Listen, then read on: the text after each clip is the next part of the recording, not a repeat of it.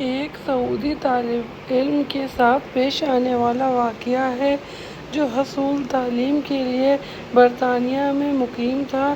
وہ طالب علم بیان کرتا ہے کہ مجھے ایک ایسی انگریز فیملی کے ساتھ ایک کمرہ کرائے پر لے کر رہنے کا اتفاق ہوا جو ایک میاں بیوی اور ایک چھوٹے بچے پر مشتمل تھی۔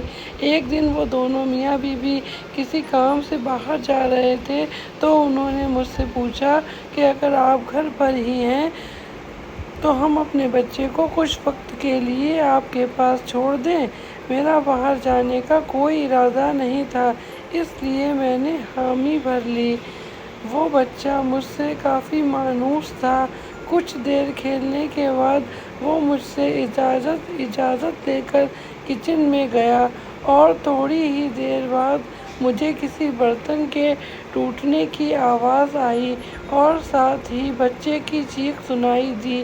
میں جلدی سے کچن میں گیا اور دیکھا کہ شیشے کے جس گلاس میں بچہ پانی پی رہا تھا وہ اس کے ہاتھ سے گر کر ٹوٹ چکا تھا اور بچہ ڈر کر اپنی جگہ سہما کھڑا تھا۔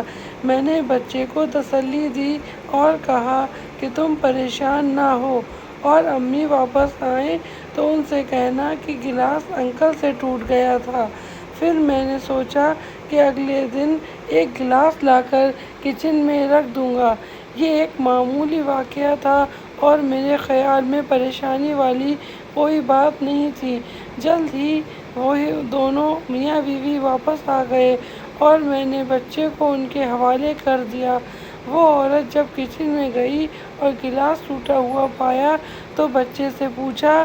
بچے نے اس کو وہی بتایا جو کہ میں اس کو سمجھا چکا تھا۔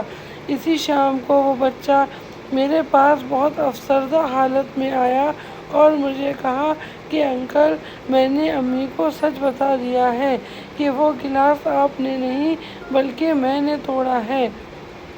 اگلی صبح میں یونیورسٹی جانے کے لیے تیار ہو رہا تھا کہ میرے کمرے کے دروازے پر دستک ہوئی۔ میں نے دروازہ کھولا تو سامنے اسی بچے کی ماں کھڑی تھی۔ اس نے مجھے صبح بخیر کہا اور نہایت شائستگی سے میرا نام لے کر کہا کہ ہم آپ کو ایک نفیس اور شریف آدمی سمجھتے ہیں، مگر آپ نے ہمارے بچے کو جھوٹ بولنے کی ترغیب دے کر اپنا وقار حجاب کر لیا ہے۔ ہم نے آج تک کسی بھی معمولی یا بڑی بات پر اپنے بچے سے جھوٹ نہیں بولا، نہ کبھی اس کو جھوٹ بولنے کی ترغیب دی ہے، لہٰذا ہم آپ کو مزید اپنے ساتھ نہیں رکھ سکتے۔ برائے مہربانی آپ 24 گھنٹے کے اندر اندر اپنے لیے کسی دوسری رہائش کا بندوبست کر لیجیے۔ آئیے ہم ایک لمحے کے توقف کے ساتھ اپنا ہلکا سا احتساب کریں کہ ہم میں سے تقریباً ہر بندہ صبح سے لے کر شام تک معمولی باتوں پر کتنی دفعہ جھوٹ بولتا ہے اور کتنی دفعہ ہمارے بچے جھوٹ بولتے ہیں جس پر ہمیں کوئی ملال نہیں ہوتا۔